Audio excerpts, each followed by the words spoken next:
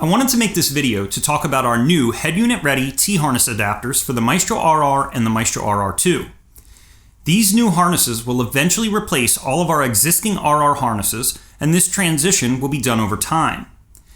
The HR harnesses are designed to make the radio installation a true plug-and-play process by adding a universal connector to allow for one of our 5 head unit adapters to connect directly to the T-harness.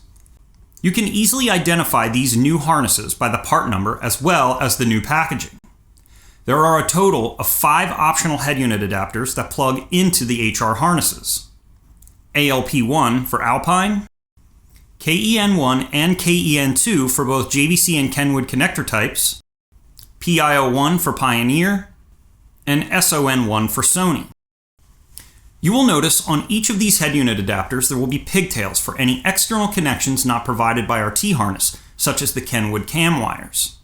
If you do not have the connectors in stock or choose not to use them, you can simply cut the universal connector off and manually make your connections to the T-harness as you've done since the launch of Maestro. These new HR harnesses are exactly the same as the current harness with the exception of the universal connector.